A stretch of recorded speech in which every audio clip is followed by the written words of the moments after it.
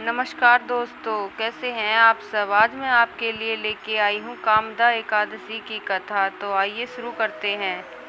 चैत्र मास के शुक्ल पक्ष की एकादशी का नाम कामदा एकादशी है। इस एकादशी के व्रत के करने से मनुष्य के समस्त पाप नष्ट हो जाते हैं। प्राचीन काल में एक भोगीपुर नामक नगर था। वहाँ अनेक ऐश्वर्य से युक्त पुंडरीक नामक राजा राज्य करता था।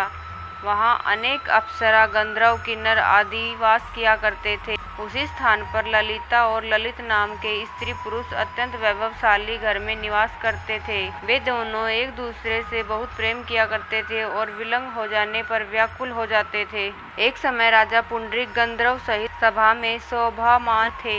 वहाँ ललित गंधर्व भी गीत गा रहा था और उसकी प्रियतमा ललिता उस स्थान पर नहीं थी, इसलिए वह अपनी प्रियतमा को याद करने के कारण गीत को अशुद्ध रूप से गाने लगा। नागराज ककोटक ने राजा पुंडरीक से इसकी शिकायत की। इस पर राजा पुंडरीक ने श्राप दिया कि अरे दुष्ट, तू मेरे समक्ष गाता हुआ भी अपनी स्त्री का स्मरण कर रहा है।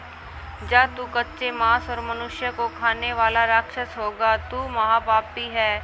अब तू अपने कर्म का फल भोग। श्राप के कारण ललित गंधर्व तत्काल विकराल राक्षस में परिवर्तित हो गया, जिसके नेत्र सूर्य व चंद्रमा की भांति प्रदीप्त होने लगे। मुंह से अग्नि निकलने लगी। नाक पर्वत की कंदरा के समान विशाल हो गई। गर्दन पहाड़ जैसी लगने लगी। बाल पर्वत पर उगने वाले वृक्षों के समान दिखाई देने लगे। भुजाएं 2-2 योजन लंबी हो गई। इस प्रकार 8 योजन लंबा शरीर हो गया और राक्षस रूप में उसे अत्यधिक दुख भोगना पड़ रहा था।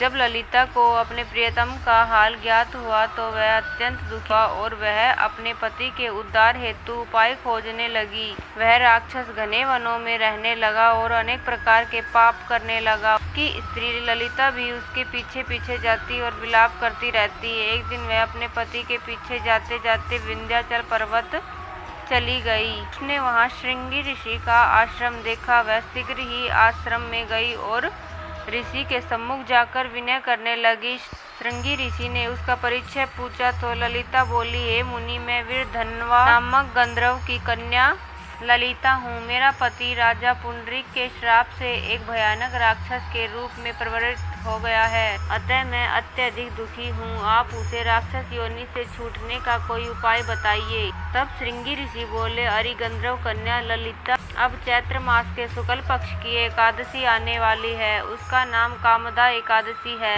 उस व्रत के करने से मनुष्य के समस्त कार्य शीघ्र ही सिद्ध हो जाते हैं। यदि तू उस व्रत के पुण्य को अपने पति को देगी तो वह शीघ्र ही राक्षस योनि से छूट जाएगा और राजा का श्राप शांत हो जाएगा। मुनि के वचनों के अनुसार ललिता ने आनंद पूर्वक कामदा एकादशी का व्रत किया और द्वादशी के दिन ब्राह्मणों के सामने अपने व्रत का फल अपने पति को दिया और भगवान से प्रार्थना करने लगी, हे प्रभु, मैंने यह जो व्रत किया है उसका फल मेरे पति देव को मिले और जिससे उसकी राक्षस योनि शीघ्र ही छूट जाए।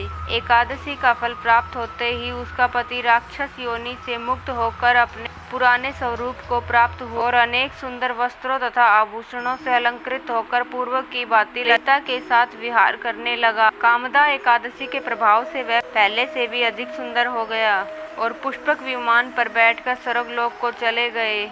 इस प्रकार इस व्रत को करने से समस्त पाप नष्ट हो जाते हैं तथा मनुष्य, ब्रह्म इत्यादि के पाप और राक्षस आदि की योनि से मुक्त हो जाते हैं। बोलो लक्ष्मी नारायण की जय। तो दोस्तों, आपको मेरी कथा ये कैसी सभी लगी? कॉपीराइट से अगर बिल्कुल अच्छी फ्री लगी है। हो तो मैं कोई भी कमेंट में कॉपीराइट लिखकर क्लेम जरूर या फिर बताइए और स्ट्राइक नहीं वीडियो को दूंगा। लाइक कीजिए, बस शेयर याद रखना कीजिए। है कि जिस धन्यवाद। वीडियो में